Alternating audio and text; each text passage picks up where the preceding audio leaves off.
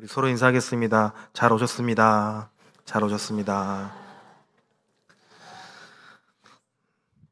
우리가 살아가는 이 시대, 현대 시대의 특징을 한 세 가지로 한번 꼽자면, 첫째는 소음이 많은 시대, 또 두 번째는 조급함, 다르게 말해서 조금 바쁨인 그런 시대라고 할 수 있습니다.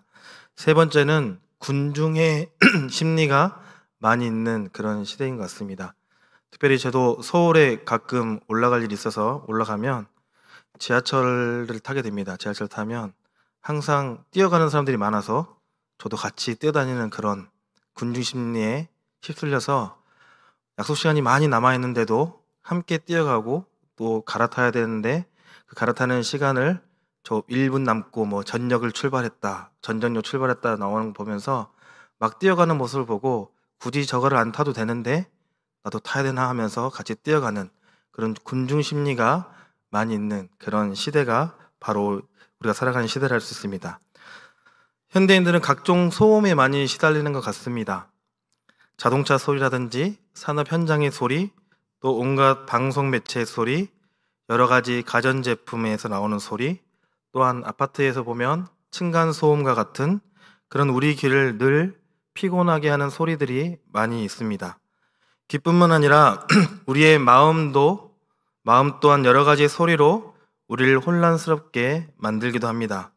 이게 참 소리인지 이게 거짓 소리인지 잘 구별하지 못하고 여러 소리가 합쳐져서 옆 사람의 소리조차도 우리가 제대로 잘 듣지 못하는, 옆 사람이 신음하면서 도움을 요청하는 그 소리도 듣지 못하며 살아가는 시대가 현대의 시대인 것 같습니다.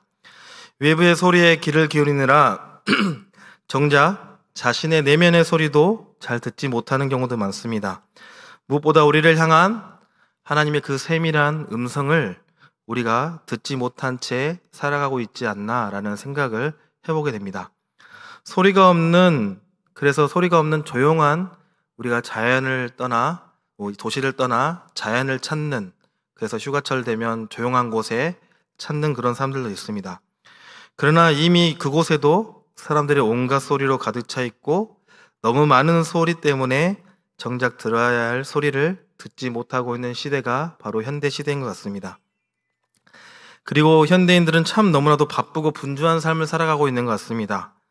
바쁜 것이 능력이다라는 생각을 가지고 있고, 한가한 것은, 그냥 아무것도 하지 않은 것은 무능한 사람이다 라고 생각하는 그런 잣대를 가지고 바쁘게 살아야만 제대로 살아가는 것이다 라고 생각하면서 살아가는 것 같습니다. 그러면서 바쁘다 바빠 죽겠네, 시간이 없다 이러는 말을 입에 달고 살아갑니다. 저도 이 말은 가끔 쓰는 것 같습니다. 시간의 노예가 되어서 시간을 분 단위로 쪼개서 써야 하고, 심지어 어떤 사람은 죽을 시간도 없다라고 말할처럼 마치 인간이 시간과 생명을 주관하는 창조인 양만큼 착각하면서 이렇게 살아가는 게 우리 현대의 시대인 것 같습니다. 바빠서 아내와 대화를 나눌 시간도 없고, 바빠서 자식을 돌보지 못하고, 무엇보다도 바쁜지도 깨닫지도 못하고 그냥 무조건 그냥 바쁨을 향해 달려가고 있는 것 같습니다. 그리고 현대인들은 군중 속의 고독을 느끼며 살아가는 것 같습니다. 물론 내 곁에 사람이 없으면 안 되겠지만 너무 주변에 사람이 많이 차여서 또 치여서 자기 자신을 추스르지 못한 채 자아를 상실해버리고 있는 삶을 살아가고 있는 시대가 현대 시대라 할 수 있습니다. 그래도 군중 심리의 마음을 뺏겨서 그 사람들과 함께 따라가지 않으면 내가 낙오자가 된다라고 생각을 해서 옆집 아이가 과외 공부를 하고 나면 우리 자녀도 빚을 내서라도 과외를 시켜야겠다라는 마음들, 그런 강박함, 또 옆집 아줌마가 집을 사서 또 재테크라도 하면 나도 뭔가를 해야 하지 않을까라는 생각에 조급함이 생기는 삶이 우리의 삶인 것 같습니다. 한 토끼가 야자나무 아래서 낮잠을 자고 있었습니다. 갑자기 어디선가 우르르 쾅쾅 하는 소리가 들려서 토끼는 놀라서 잠에서 깨게 됩니다. 그리고 토끼는 세상에 종말이 온 것처럼 막 무조건 달리기 시작했습니다. 토끼가 달리는 것을 보고 옆에 있던 여우도 따라서 달려갑니다. 그 뒤에 사슴도 달려가고 그 모습을 본 원숭이, 또 다른 동물들도 줄줄이 토끼를 향해서 뒤를 쫓아 달리기 시작합니다. 한참 달리기를 함께 하던 동물 중에 돼지가 이렇게 얘기합니다. 힘들고 배고픈데 우리가 지금 왜 달리고 있어? 라고 이렇게 묻습니다. 원숭이는 이렇게 얘기합니다. 사슴이 달리고 있기 때문에 나도 달리고 있다. 사슴은 여우가 달리고 있기 때문에 나도 달리고 있다. 여우는 토끼가 달리고 있기 때문에 나도 지금 달리고 있어 라고 이야기합니다. 그래서 토끼에게 묻습니다. 토끼야, 왜 너는 달리기를 시작했니? 라고 하자 토끼는 야자나무 아래에서 낮잠을 자고 있었는데 종말을 알리는 소리를 듣고 내가 뛰게 되었어 라고 말합니다. 함께 달린 동물들은 토끼가 소리를 들었던 야자나무 아래로 찾아갔습니다. 그러나 그곳에는 종말의 징후는 전혀 없었고 단지 커다란 야자나무 열매가 떨어져 있었다는 이야기가 있습니다. 이 우섭 우화를 보면 현대의 특징 3가지의 현상들이 모두 나타난다 할 수 있습니다. 야자나무 열매가 떨어지는 소리, 그 소리는 소리의 문제, 동물들이 급히 달리는 바쁨의 문제, 그리고 하나가 달리니 나도 달리는 군중 심리의 문제를 이 이솝우화에서 언급하고 있습니다. 어찌 보면 이 동화는 오늘을 살아가는 우리에게 다시금 자신을 한번 돌아보라는 이야기가 아닐까라는 생각을 해보게 됩니다. 오늘 본문에는 베단이라는 동네에 마르다와 마리아 자매 그리고 오빠 나사로가 함께 살고 있었습니다. 오빠 나사로는 예전에 예수님의 도우심으로 죽었다가 다시 살아났기에 이 가정에 있어서 예수님은 정말로 특별한 분이셨습니다. 오늘 예수님은 이들의 남매의 초대를 받아서 많은 무리들과 함께 이 가정을 방문하셨습니다. 마르다는 사람들의 식사를 준비하는 일로 바쁘고 분주하기 시작합니다. 아마도 마르다는 사람들의 소리, 이 소리를 들었을 것입니다. 언니, 마르다는 참 부지런한 사람인데, 집안 살림을 참 잘하는 사람인데, 동생과 오빠를 잘 보살피며 성숙한 여잔데, 오늘 음식은 뭐가 나올까? 마르다가 음식 솜씨가 참 좋다는데, 이런 소리를, 이런 소음과 같은 소리를 그는 귀에 들었을 것입니다. 그리고 많은 사람들을 대접하느라 눈코 뜰 새 없이 그녀는 바빴습니다. 마르다는 현대인의 특징의 삶을 사는 전형적인 사람이라 할 수 있습니다. 이에 반해 마리아는 사람들의 소리가 아니라 예수님의 소리에 귀를 기울이기였고 바쁨이 아니라 한가하게 영적인 사귐의 시간을 갖고자 했습니다. 그리고 사람들의 틈바구니가 아니라 오늘 보니까 예수님의 발 아래 앉아 여유 있는 시간을 가지게 되었습니다. 이런 마리아의 모습을 보고 마르다는 화가 날 수밖에 없었습니다. 그래서 마르다는 오늘 본문 40절 말씀에 보니까 마르다는 준비하는 일이 많아 마음이 분주한지라 예수께 나아가 이르되 주여 내 동생이 나 혼자 일하게 두는 것을 생각하지 아니하시나이까 그를 명하사 나를 도와주라 하소서라고 마르다가 이야기합니다. 예수님 왜 저만 이렇게 일하도록 하십니까? 마리아에게 부엌에 나가서 일하도록 말씀 좀 해주십시오 라고 이렇게 불평을 내놓습니다. 이때 예수님께서 오늘 본문 41절과 42절에 이렇게 대답해 주십니다. 주께서 대답하여 이르시되 마리아야 마리아야 내가 많은 일로 염려하고 근심하나 몇 가지만 하든지 혹은 한 가지만이라도 족하니라. 마리아는 이 좋은 편을 택하였으니 빼앗기지 아니하리라 하시니라 라고 말씀합니다. 마르다야 너는 너무 많은 일을 하려는 욕심으로 염려하고 근심하고 있구나. 한 가지만 해라. 아니면 몇 가지만 해라. 마리아는 좋은 편을 선택한 것 같구나 라는 말씀을 해주고 있습니다. 그리고 마리아에게 이 좋은 것을 빼앗기지 않도록 해라 라고 오늘 마리아를 오히려 칭찬해주고 있습니다. 마르다의 모습이 혹시 우리의 모습은 아니겠습니까? 상대방이 무엇을 원하는지도 모르고 그냥 알려고도 하지 않으면서 무조건 바쁜 것이 좋은 것이라고 여기면서 살아가고 있지는 않습니까? 그러게 바쁘지도 않고 한가하게 사는 사람을 보면 괜히 자신이 손해본 것 같아서 원망하고 그를 향해서 불평하고 타인에 대해 쉽게 정죄하는 모습을 하고 있지 않습니까?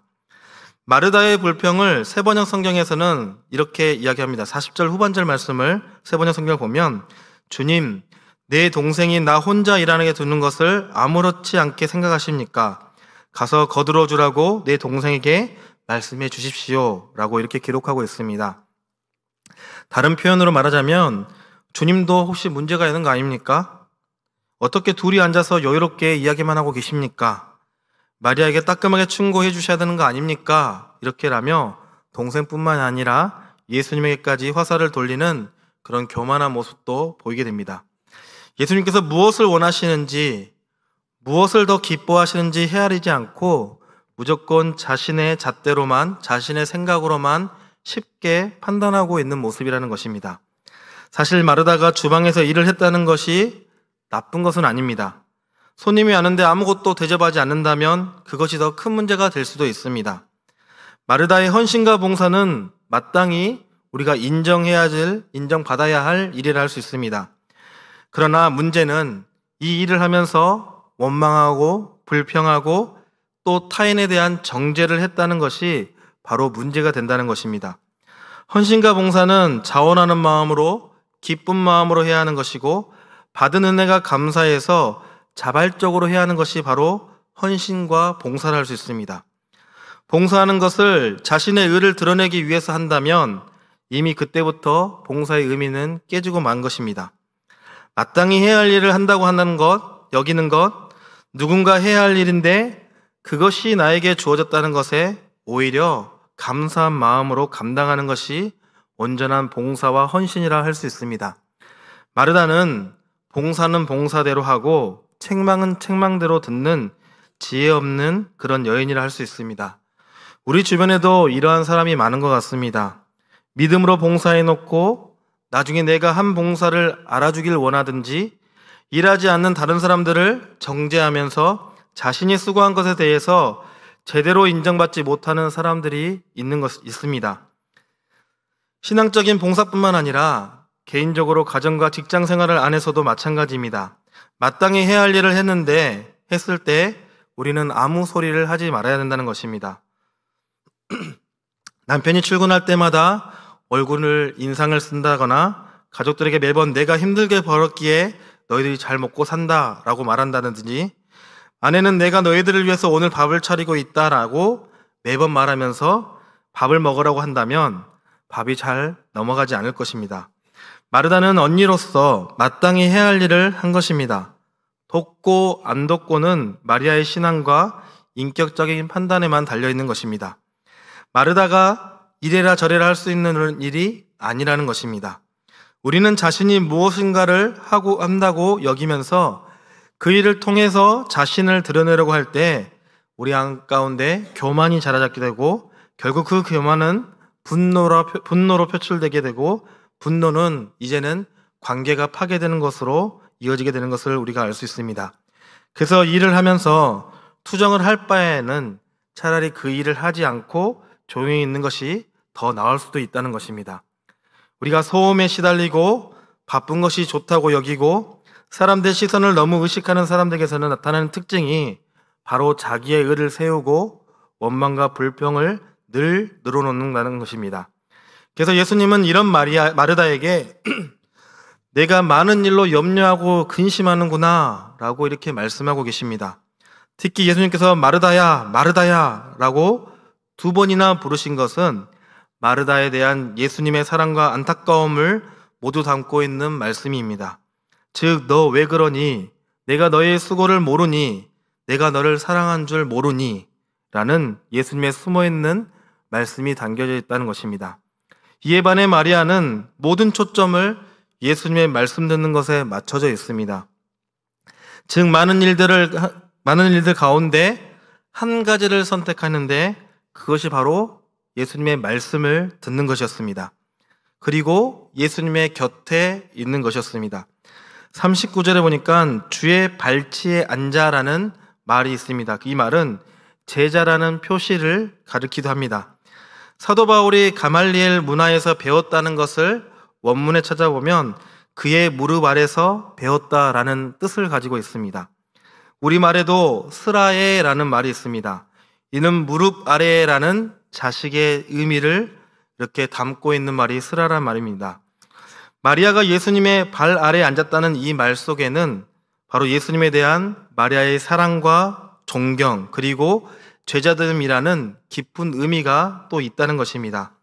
즉 마리아는 그냥 일하기 싫어서 예수님 말씀을 듣는 척 했던 것이 아니라 하나님의 말씀이 진짜 좋아서 영적인 갈급함이 있어서, 그리고 제자로서의 사명을 감당하기 위해서 그 말씀으로 무장하려고 적극적으로 믿음으로 예수님의 말씀에 귀를 기울이고 있었던 것입니다.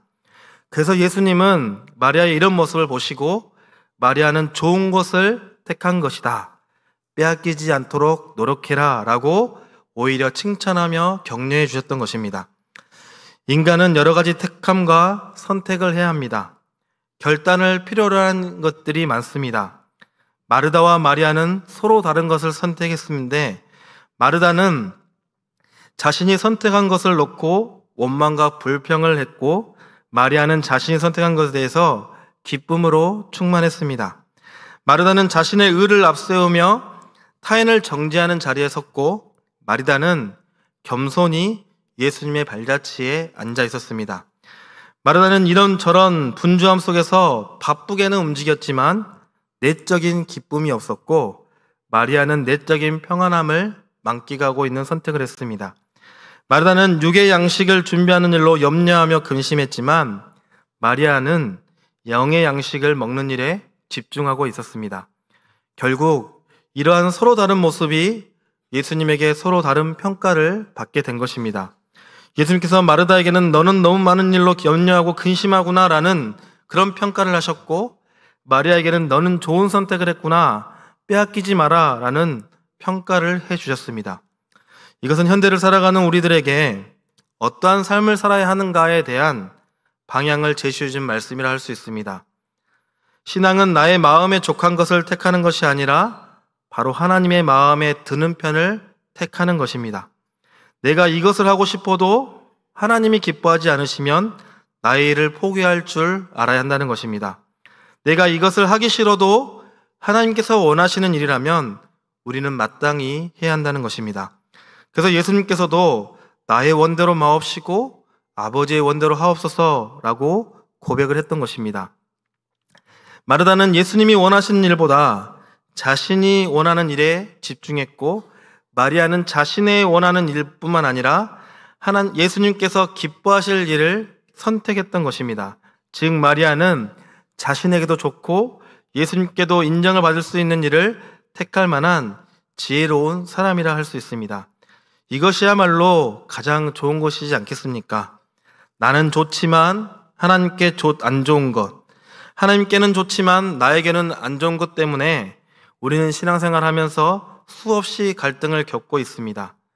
마리아는 자기에게도 좋고 하나님에게도 좋은 것을 택하였더니 예수님께서 너는 좋은 것을 택하였구나, 빼앗기지 않게 하라 칭찬을 받을 수밖에 없었습니다. 우리는 지금 너무 바쁜 삶을 살아가고 있습니다. 하나님께서는 하루에 3분의 1은 쉬라고 잠을 주셨습니다. 일주일에 하루는 쉬라고 우리에게 주의를 허락하여 주셨습니다. 쉼은 제약이라는 그 생각에 밤낮을 가리지 않고 일만 하려는 욕심을 부리는 삶도 있습니다. 그래서 일에 지치고 피곤하니까 마음에 감사가 없고 원망과 불평을 늘어놓게 되며 자신의 일이 뜻대로 되지 않는다고 타인을 정죄하는 일을 반복하며 살아가고 있지는 않습니까?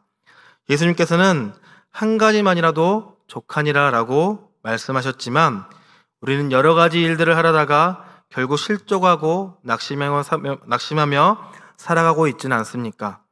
가장 좋은 일, 가장 족한 일은 바로 하나님과 함께하는 것이고, 예수님의 발 아래서 예수님의 말씀을 귀를 기울이면서 사는 것임에도 불구하고 우리는 너무나 세상에 분주하며 염려하고 근심한 일을 반복하며 살아가고 있지는 않습니까?